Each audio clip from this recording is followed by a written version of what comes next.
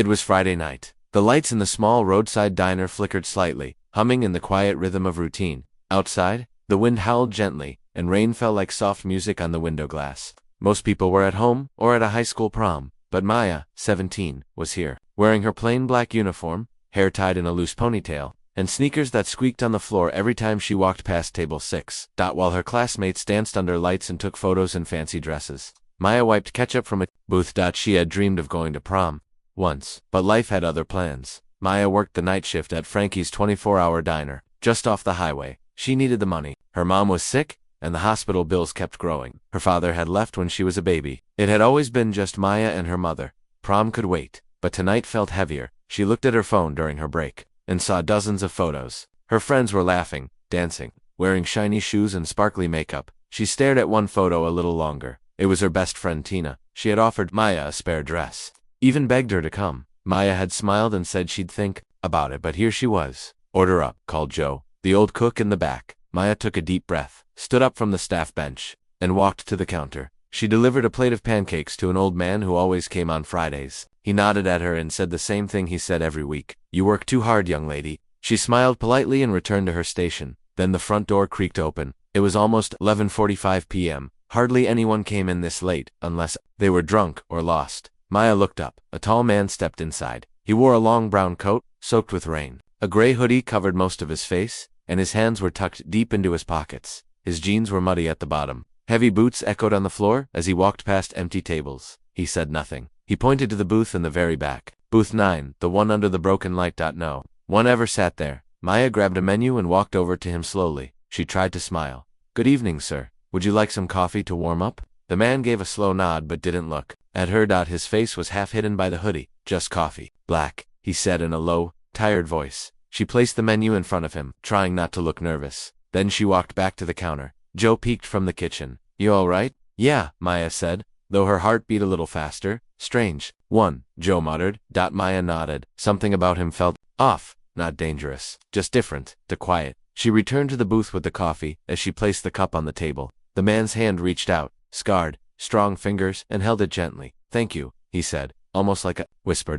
Then he stared out the window. The rain had gotten heavier. Maya stood there for a second, then walked away. But before she reached the counter, the bell above the door rang again. Another man entered. He looked around, saw the stranger in the back booth, and froze. His eyes widened. He turned and walked right back out without saying a word. Maya blinked. What just happened? She looked back at the man in the hoodie. He hadn't moved. He didn't even notice, or maybe he didn't care. He just sipped the coffee and stared at the window, lost in thought. Time passed, slowly. The clock ticked past 12:10 a.m. Maya had cleaned most of the tables. She looked over at booth 9 again. Still there. Still quiet. The cup was nearly full. He barely drank it. She walked over. "Would you like something to eat, sir?" "No." "Everything okay?"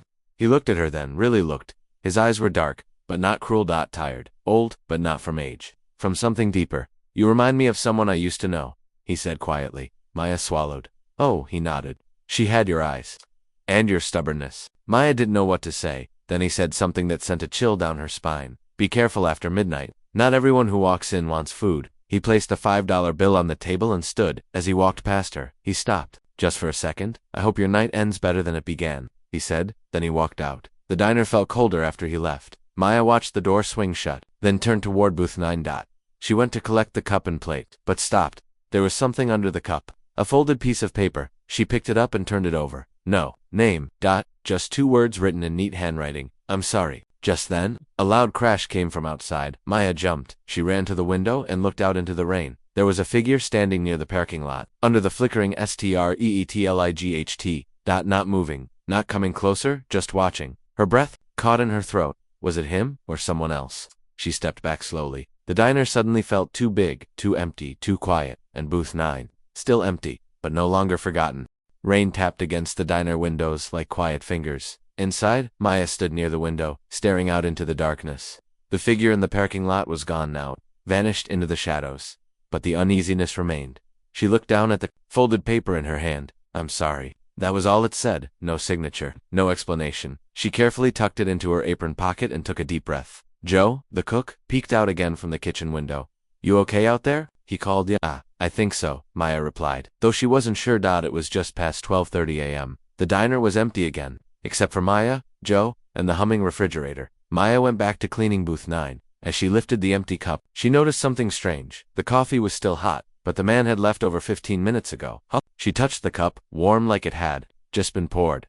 Maybe he hadn't left at all. Maybe he was still watching. The thought sent a small chill up her spine. Suddenly, the front door creaked open again. Maya turned quickly. It wasn't the same man. This one was younger, probably in his late 20s. He wore a hood too, but not to hide. More like he didn't care about the rain. He was pale, eyes darting around nervously. He walked in quickly and took a seat near the counter. Maya walked over, trying to stay calm. "Coffee?" she asked. He nodded. "Yeah, and can I get the door locked?" Maya blinked. "Locked? Why?" He leaned in. "Just trust me, please." Now she was alarmed. She glanced back toward the kitchen. Joe was still busy. The man looked around again, as if someone might be following him. Then he whispered, "Did a tall guy come in earlier? Long coat, quiet, kinda scary looking?" Maya hesitated. "Maybe." The man's hands shook as he pulled out his wallet. "Listen, if he asks about me, tell him I was never here." She narrowed her eyes. "Who is he to you?" But the man didn't answer. He dropped a $20 bill on the table. "For the coffee, keep the change." Then he stood, walked toward the back exit of the diner, and disappeared into the rain. Maya stood frozen. Two strange men in one night, both acting like they were hiding something. She walked to the back door and locked it this time, just in case. Then, without thinking, she returned to booth 9. It was still empty, but she felt something pull her there, like it was holding a secret she couldn't quite understand. She sat down for a moment, resting her tired legs. When she noticed it, something carved into the table, small, faint, almost invisible under the dim light. She leaned closer. "Forgive me, Em." Her heart jumped. Was that message for her? Her name was Maya. Or was it for someone else? A sister? A daughter? She didn't know. But the letter in her pocket, and now this carving, felt like more than coincidence. At that moment, Joe came out from the kitchen, wiping his hands. "Maya," he said, "you okay? You've been in that booth for a while?" She stood up quickly, startled. "Yeah, sorry. Just thinking." Joe raised an eyebrow. "That guy earlier, he give you a weird vibe?" Maya nodded slowly. "He said something strange before he left." Joe frowned. "Want me to call someone? Just to be safe?" Maya shook her head. "No, I don't think he wanted to hurt anyone." Joe shrugged and went back to the kitchen, but Maya stayed. Still, her hand slipped into her apron again, feeling the note. "I'm sorry." And now, the table. "Forgive me, Em." It was like the diner had turned into a puzzle, and someone had left pieces behind for her to find. By 1:30 a.m., the storm had quieted down. The roads outside were empty. No headlights. No sounds. Maya cleaned up for closing, wiping tables, organizing silverware, counting receipts. She walked toward booth 9. One last time to check for anything left behind, and that's when she saw it. A wallet. It had been tucked between the seat cushions, dark brown, leather, nearly hidden. Her hands shook as she picked it up. She opened it carefully. No cash, just a worn photo of a baby girl, and a folded paper yellow with age. She opened the paper slowly. It was a birth certificate. Name: Maya Elise Carter. Date of birth: July 3rd. Father: James Carter. Her heart dropped. That was her name, her full name, and her father's name. She had never known it. Her mother had always avoided the question. Now it was written, clear as day, James Carter, and the photo. It was her, a baby, smiling in someone's arms, but the face of the man was torn off from the photo. She sat down in the booth. Breathless. It couldn't be. Was the man in the hoodie her father? Was he here tonight, watching her, trying to tell her something? She felt tears press at the corners of her eyes. He had left her. She had grown up without a dad, struggled, watched her mother break down during hospital visits, missed dances, missed birthdays. And now he just shows up. Why? Suddenly, a knock on the glass made her jump. She turned fast. It was him, the tall man. Back. Again, he didn't try to enter. He just stood outside under the dim light, looking at her through the glass. Maya stood frozen. He raised his hand slowly, placed it flat on the glass. His face was still hidden by the hoodie, but his body language, it wasn't scary anymore. It was sad, like a man who knew he had lost too much and didn't deserve to ask for anything back. She reached into her apron and pulled up the photo. She held it up to the glass. He nodded just once. Then, slowly, he turned and walked away, disappearing into the rain for the second time. And, just like that, Maya was alone again. But this time, she wasn't just a girl who missed prom. She was a girl with questions, with secrets, and maybe with a father who wasn't as far away as she thought. Maya couldn't sleep. She sat on the edge of her bed in her small apartment above the diner. The birth certificate was still in her hand. The photo too, torn at the corner where her father's face had once been. The same man had come into the diner that night, twice. First, he sat silently in booth 9. Then later, he came back, only to look at her through the glass, and leave again without a word. And now, a wallet with her baby picture. A document naming a father she never knew. It was too much for one night. Maya felt like a piece of her life had been unlocked, but not explained. Downstairs, the diner was dark and closed, but at 6 a.m. she returned to unlock the doors for the early morning crowd. Joe wasn't there yet. The place was quiet. Maya stood in front of booth 9. She traced her fingers over the carving in the table. Forgive me, M. Her name? Her initial dot? She suddenly remembered the last thing he had said before leaving the first time. Be careful after midnight. Not everyone who walks in wants food. Was it just a warning? Or something more? Had he been trying to protect her? Or warn her about himself? Later that morning, Joe walked in. He was always 10 minutes late and always smiling. But today, when Maya showed him the wallet, he turned serious. You sure it was that guy? He asked. Maya nodded. He left it in booth 9. There's a baby, photo inside, and a birth certificate with my name on it. Joe took off his cap and scratched his head. Well, you got two choices, Maya. You pretend last night didn't happen, or you tried to. Maya stood by the diner's front counter, holding the wallet like it might burn her fingers. Her thoughts were racing. She had just shown the wallet to Joe, the cook. He was no longer smiling. Inside that wallet was a photo of Maya, as a baby, and her birth certificate with a name she had never known, James Carter, father. It wasn't a dream. It wasn't a prank. It was real, and it had come from the quiet, hooded man who had sat in booth 9. Joe leaned against the counter, eyes thoughtful. Maya, he said softly, you need to decide something. Do you want to know more, or let this stay in the past? Maya looked down at the wallet. The leather was old, scratched, worn like it had been kept for years. I want to know the truth, she whispered, even if it hurts. Joe nodded slowly. Then keep your eyes open. People don't leave messages like that unless they want to be found. That night, the sky was cloudless, but the wind was sharp. Maya stood at the cash register, counting change, when a police car pulled into the parking lot. Blue and red lights flashed once, quick and quiet. The officer stepped inside. He was older, with a clean-shaved face and tired eyes. His badge read Detective Reeves. Evening, he said, walking up to the counter. You working last night? Maya hesitated. Yes, sir. Anyone strange come through? He asked, pulling out a photo from a folder. Maya looked. Her heart skipped. It was him, the man in the hoodie, the man from booth 9. She tried to stay calm. He came in, had coffee, didn't say much. The officer studied her. He leave anything behind? Maya shook her head. Not a lie. Just not the full truth. What's this about? She asked. Reeves sighed. We've been looking for him for over a decade. Thought he died in a fire? Turns out, he's still walking around. What did he do? Maya asked softly. Reeves looked down. He was in the army. Good man, they said. But something happened. A robbery, a shooting. He vanished the next day. Rumor is he ran to protect someone, or maybe to escape. Maya's throat tightened. She remembered the letter. I'm sorry. Forgive me. M. What's his name? She asked. James Carter, Reeves replied. You ever hear that name? Maya looked him in the eye. No, never. After the detective left, Maya sat alone in booth 9. The shadows from the streetlight outside danced across the table. The seat still held the weight of his presence. She pulled out the wallet again. This time, she noticed something new. A small folded piece of paper, hidden deep in a side pocket. It was torn at the edges, and only a few words remained. In scratchy handwriting. If she ever finds this, tell her I didn't leave because I wanted to. Maya's eyes filled with tears. He hadn't just left. Something happened. Something bigger. That night, she locked all the diner doors early. For the first time in her life, she felt like someone out there was watching, and not just to protect her. Was someone following him? Was she now part of something she didn't understand? She turned off the lights and climbed upstairs to her small apartment. She took the photo, the note, the certificate, and placed them all in a shoebox. She stared at the wall above her bed. Had grown up with questions now. She had more. But one thing was clear. Her father was alive. And he had come back for a reason. The next morning, Maya knocked on her mother's bedroom door. Mom, her mother's soft voice answered. Come in, sweetie. Maya walked in, holding the shoebox. Her mom was sitting up in bed, wrapped in a blanket, sipping tea. What's that? Her mother asked. Maya sat down beside her. I found this in the diner last night. After a man came in, her mom took the box gently and opened it. When she saw the photo, she froze. Her hand trembled slightly. The color drained from her face. Where did you get this? She asked. He left it. He sat in booth 9. He didn't say his name, but the wallet had this photo, and my birth certificate. Her mother closed her eyes. Tears slid down her cheeks. I thought he was dead, she whispered. You knew him? Maya asked, though she already knew the answer. Her mother nodded slowly. His name is James. We were together once. Before you were born? He wasn't a bad man, Maya, but he was in trouble.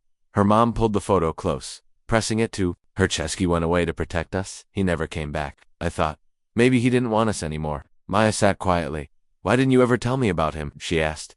I wanted to, her mother whispered. But how do you explain someone who disappeared? Someone everyone said was a criminal. He left me a note, Maya said. He said he was sorry, that he didn't want to leave. Her mother nodded, wiping her tears. He loved you, Maya. I believe that. But love sometimes isn't enough to fix the past. Maya looked at her mother. But maybe it's enough to fix the future. That night, Maya reopened the diner alone. Joe had taken the night off. It was just her, a coffee machine, and the weight of secrets. She walked to booth 9, placed a fresh cup of coffee on the table, and sat. She left the doors unlocked this time, just in case, and waited. The diner was quiet, so quiet that Maya could hear the ticking of the clock above the entrance. Each second felt like a drumbeat in her chest. She sat in booth 9, staring at the untouched cup of coffee she had placed for a man who might never come back, but something inside her said he would. He had left too many signs, too many pieces of himself: the wallet, the note, the baby picture, the name on the birth certificate, the silent goodbye at the window. And now the secrets her mother had finally admitted. Maya wasn't just waiting for a stranger, she was waiting for the man who had missed every birthday, every school play, every scraped knee, her father. Outside, the wind picked up. It was just past midnight. She looked out the window again. Empty street, no footsteps, no headlights. Just shadows dancing across the pavement. Suddenly, a sound, not the door, but from the other side of the booth. She looked down. Something had been slipped under the edge of the table. A small yellow envelope. Her hands trembled as she reached for it. On the front, written in careful block letters, for M only, if you're ready. Maya looked around. No one in sight. She hadn't seen anyone come in. She had heard nothing, but somehow, it was here, like magic, or guilt. She carefully opened the envelope. Inside was a letter, folded neatly. It smelled faintly of old cologne and paper that had traveled far. She unfolded it slowly, and began to read the letter. Dear Maya, if you're reading this, then I finally found the courage to be near you. I've watched you from a distance for years. I saw your first day of school. I saw you leave with your mom for hospital visits. I even saw you laugh once in the rain, and it reminded me of someone I loved more than my own life. You don't know me. Not really, and I don't expect you to forgive me. I disappeared when you were a baby, not because I didn't love you, but because I was broken. I was a soldier once. I made a mistake. Got blamed for something I didn't do. I had enemies. And I had orders. I thought if I stayed, you and your mother would be in danger, so I left. I changed my name. I disappeared. But not a day passed where I didn't think about you. I kept your picture in my pocket for 17 years. It's torn now, just like the years we lost. I wanted to reach out so many times, but shame is a heavy chain, and silence becomes a prison. Until last night, you looked right at me, and for the first time in years, I felt seen, not as a mistake, but as a father. I left this letter because I don't want to run anymore. If you don't want me in your life, I'll understand. But if there's even a small piece of your heart that wants answers, I'll be sitting at the old church steps tomorrow at sunset. One time, no pressure. You don't owe me anything, but I owe you everything. Love. JC. Maya's fingers tightened around the paper as she reached the last line. Tears stung her eyes, but she blinked them away. The old church steps. She knew exactly where that was. The small abandoned white chapel on the edge of town. She had passed it on the school bus since she was a kid. Never once stopped. Now it might hold the biggest decision of her life. The next day felt like a dream. At work, Maya moved like a robot, pouring coffee, wiping tables, greeting customers with a smile that wasn't real. Her mind was somewhere else. Should she go? What would she even say? Was it a trap? A trick? Or was it the truth she'd been waiting for since the day she learned what the word dad meant? She went home early, told her mom about the letter. Her mom read it quietly, then looked at Maya and said softly, "You don't have to decide now, but I think you deserve your answers, even if they hurt." At 6:45 p.m., Maya stood in front of her bedroom mirror. She wore her favorite jacket, blue with white stripes. Her hair was tied back neatly. No makeup. She didn't want to hide anything tonight. Not her face, not her feelings. The sky turned golden. As the sun sank lower, she walked past the park, past the bus stop, past the old bookstore, until the old chapel came into view. It looked exactly like she remembered. Paint peeling, steps cracked, small bell tower leaning slightly, and sitting on the steps was him. Same coat, same quiet eyes, same presence that made the world feel slower. He stood when he saw her, didn't smile, didn't move closer. He just waited. Maya's heart raced. She took slow steps until they were only a few feet apart. Then, finally he spoke. "You came." She nodded. "I read your letter." He looked down. "I didn't think you would." She swallowed. "I almost didn't." A pause, then she said, "Why now?" He looked up, eyes glassy. "Because you're strong now, because I couldn't hide forever, and because ... I wanted to tell you myself." He reached into his coat and pulled out a small box. Inside was a tiny silver bracelet. It was old and scratched. He held it out. "It was yours. You wore it the day you were born." Maya stared at it. She didn't take it, not yet. "Do you want me to forgive you?" she asked. He shook his head. "I want you to know I never stopped loving you, even when I disappeared, even when I became a ghost." She looked down at the bracelet, then back at him. "I don't know what to feel," she whispered. "You don't have to feel anything today," he said. "I'll leave that up to time." They sat in silence on the steps for a while. No promises, no pressure. Just a father and daughter, finally breathing the same air after years of distance. When the sun disappeared, Maya stood up. She took the bracelet and slipped it into her pocket. "I'm not ready to call you Dad," she said honestly. Nodded. "I wouldn't expect that, but I'll always answer if you ever do." Maya walked home slowly from the church steps. The silver bracelet was still in her pocket, warm now from her fingers. It felt heavier than it looked. Each step echoed with questions. She had just sat face to face with the man who disappeared. Before she learned to walk, James Carter, her father, he looked older, quieter, not the strong dad she used to imagine. But still, he was there for the first time in her life. She wasn't wondering where he was, she was wondering where it all went wrong.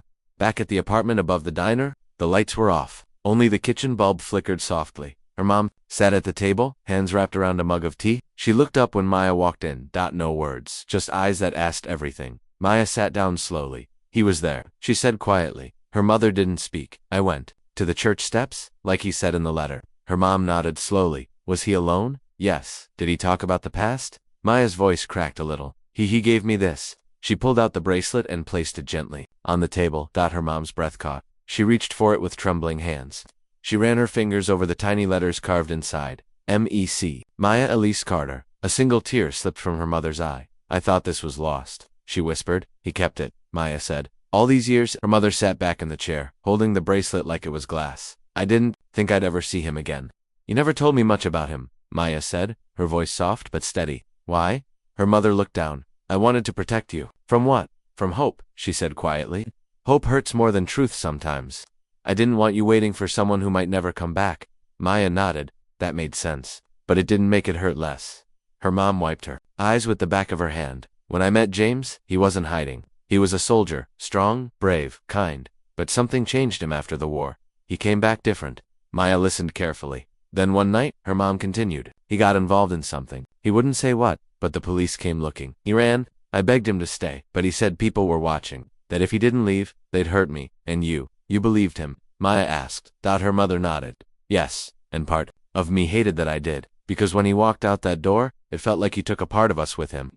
Silence filled the kitchen, the kind of silence that feels like a blanket, heavy but warm. "I used to make up stories," Maya said, quietly, "about where he was. I used to tell myself he was a hero, that he was doing something brave and would come back when it was safe." Her mother looked up. "You weren't wrong, but he let me grow up without him." Her mom looked away. "So did I." Maya reached across the table, placing her hand on her mother's. "You didn't leave." Her mom's lips trembled. Then the tears came, quiet, shaking sobs. Years of holding and pain finally slipping out. "I tried so hard to be both parents," she whispered, "but I was tired, Maya. There were days I didn't even want to get out of bed. I had no answers, and I was angry at him, at life, at myself." Maya squeezed her hand. "You gave me everything you could." They sat there, just the two of them, in that small kitchen with the flickering light, sharing the kind of pain that only truth brings. No one was angry now, just broken, and trying to heal. Later that night, Maya lay in bed staring at the ceiling. She thought about the diner, the booth, the wallet, the letter, the bracelet. She remembered his words. "You don't owe me anything, but I owe you everything." What would she do next? Let him go again? Or let him in, even just a little? The next day, Maya didn't work the night shift. She told Joe she needed time. Instead, she spent the afternoon organizing old family photos. Some were faded, some were torn, but none had her father in them. Until now, she placed the baby photo from the wallet in the family album right next to her kindergarten picture. There was still a tear in the corner where her father's face had once been, but she didn't tape it back. The space felt right. A reminder of the piece that had always been missing. That evening, she and her mother cooked dinner together for the first time in months. Laughter returned quietly, like a guest who wasn't sure it was welcome yet. Her mom told her stories, ones she had never shared before, like how James once painted a wall blue just because Maya pointed at the color and smiled, or how he sang to Maya in a deep voice to make her fall asleep. They were small memories, but they felt big. After dinner, Maya opened her phone and stared at the number scribbled on the back of the letter. She hadn't called yet, but now, she was thinking about it. She tapped out a short message. "I'm not sure what comes next, but I'm not ready to say goodbye." Then she hit send. A minute later, her phone buzzed. One message. "I'll be here, for as long as it takes." Maya smiled softly. Her heart was still full of cracks. But now, the light was starting to shine through. A week passed. Maya didn't see him. No letters, no strange visits, no new carvings in booth 9. But something had changed inside her. The anger that once burned in her chest now sat quietly, like warm ashes. She wasn't sure if she forgave him yet, but she no longer hated him. Her father had returned once. Now it was her turn to decide. Would she let him return again? Each night she checked her phone. No messages. Still, she saved his number. Some nights she stared at the old photo. From the wallet, baby Maya smiling, being held by arms whose face was missing. But now, when she looked at that tear in the photo, she didn't feel empty. She felt curious, hungry for truth, for closure, for connection. At the diner, life went back to normal, or at least, it tried to. Joe returned to cracking jokes. Customers came and went. But booth 9, that seat still carried a kind of weight. Maya often caught herself glancing at it late one Thursday night. During a slow shift, Maya walked to that booth, sat down, and placed 2 cups of coffee across from each other. She didn't expect him to walk in. Not anymore, but she needed to feel like she was doing something, like she hadn't given up. Just before midnight, the front door jingled. Maya looked up. It was a man, not him. He wore a mailman's jacket, probably in for a coffee before finishing his route. He nodded at her and sat by the window. She sighed softly and stood up. But then, another figure appeared. The door didn't jingle. This time it just opened, and there he was. Same coat, same quiet steps. James Carter, her father. He didn't move toward her. He looked around first, eyes cautious, like someone who had spent 2 years hiding. Then he looked at her. His lips trembled. Maya took a breath and nodded. Booth 9's open, she said gently. He smiled, just barely, and walked over. They sat across from each other. Same booth, same table, same coffee cups. But this time, no fear, only history. I wasn't sure if I should come back, James said quietly. I wasn't sure if I wanted you to, Maya replied. They both laughed, nervous, honest laughter. I've never, but more scared, he admitted. I've never been more curious, she said. He placed a small worn journal on the table. This is for you. I wrote in it over the years, letters, stories, things I wanted to say but couldn't. Maya picked it up carefully. The cover was cracked. Some pages stuck out. You wrote all this for me? For you? He said. Even when I couldn't say it out loud. Maya flipped through a few pages. One entry read, today would have been her 8th birthday. I saw a girl with the same eyes. I wanted to say hello, but I kept walking, because ghosts don't speak. Another, I saw her in her school uniform today. She didn't see me, but I cried anyway. And another, if she ever reads this, I hope she knows I never stopped being her father. Not even for a second. Maya's hands trembled. This is a lifetime, she whispered. James looked down. It's yours now. She closed the journal and placed it on her lap. They sat in silence. Then Maya asked, why did you come back now? James looked up. Because I couldn't die without looking you in the eye. Without telling you I was proud of you. Her throat tightened. You don't know me. I know enough, he said. You skipped prom to help your mom. You worked the night shift. You treat strangers with kindness. You left a cup of coffee for someone who didn't deserve it. Maya smiled faintly. Coffee helps, she said. He reached into his coat one last time, pulled out a photo, newly printed. It was her serving food, smiling at a customer, taken from far away. Through a window, I took that the night I first saw you at this diner, he said. You looked like your mom, but your eyes, those were mine. Maya stared at it. It was strange, but also beautiful. Proof that he hadn't forgotten her, hadn't stopped watching, hadn't stopped caring. I don't know if I'm ready, she said finally. To forgive, to belong, she answered. He nodded. You don't have to forgive me today, or tomorrow, or ever. She looked at him, eyes firm. But I don't want to lose you again. James's voice cracked. You won't. Maya stood slowly and walked to his side of the booth. She sat beside him, close enough to feel warmth, close enough to start again. When he left that night, they didn't hug, they didn't cry, but they shook hands, like two strangers, turning into something more. The next day, Maya returned home with the journal. She placed it beside her mother's photo albums. That night, she read one page, just one dot, and smiled. The diner smelled like warm toast and fresh coffee. It was the first time in weeks that Maya didn't feel heavy walking through the front doors. The place looked the same. Old checkered floors, silver napkin holders, soft jazz playing on the radio. But something had changed inside her. She wasn't carrying the same pain anymore. Booth 9 still stood in the corner, quiet and waiting. But now, instead of avoiding it, Maya smiled every time she walked by. It had become their booth, hers and her father's, the place where silence turned into truth. It had been 3 weeks since James Carter returned to her life. 3 weeks of slow messages, 3 coffee, meet-ups, 2 short walks around the block, and 1 photo, taken together, that now sat on Maya's nightstand, beside the journal he gave her. They hadn't said everything yet. There were still questions, still scars. But there was peace now. No more running, no more guessing. That morning, Maya tied her apron behind her back and poured coffee for the first customer, a tired nurse in blue scrubs. As she handed the cup, Joe peeked out from the kitchen. You're smiling again, he said. Maya shrugged, teasing. Guess the coffee's working. Joe grinned. Or maybe your heart's lighter. She smiled quietly at that. Maybe it was. That evening Maya was scheduled for her final night shift, not because she was quitting, but because she had asked for a change. After years of closing the diner alone, she wanted a new start, new hours, new routines, new light. No more hiding in the dark. At 10 p.m., just before the late rain began, the door opened. James stepped in, wearing a clean jacket and holding something behind his back. Maya's heart jumped. "Booth 9, she asked. He smiled. "Always." They sat down together. He placed a small paper bag on the table. "What's this?" Maya asked. "Something I kept for too long," he replied. "But it belongs to you now." Inside the bag was a folded red cloth. She pulled it out gently. It was an old baby dress. Faded, but clean. Tiny flowers stitched around the collar. "This was yours?" he said. "Your mom gave it to me the night I left. I carried it with me for 17 years. Maya ran her fingers across the fabric. "So small, so full of memory. I used to hold it when I felt alone," James said, voice quiet. "It reminded me I had a reason to survive." Maya swallowed hard. "You should keep it," she said softly. "No." He shook his head. "I think I finally found the reason to live, not just survive." A pause. Then Maya reached into her apron. She pulled out the bracelet. "I've been carrying this every day," she said. "It reminds me I'm still someone's daughter, even if it took time to believe it." James smiled fully this time. Not nervous, not broken, just real. They sipped coffee together for the next hour, talked about books, about music, about her plans for college, about his time in the army, the parts he could share. It wasn't dramatic, it wasn't rushed, it was ordinary, and sometimes ordinary is the most beautiful thing in the world. As midnight approached, Maya stood up. "One last thing," she said. She walked behind the counter, grabbed a marker, and returned to booth 9.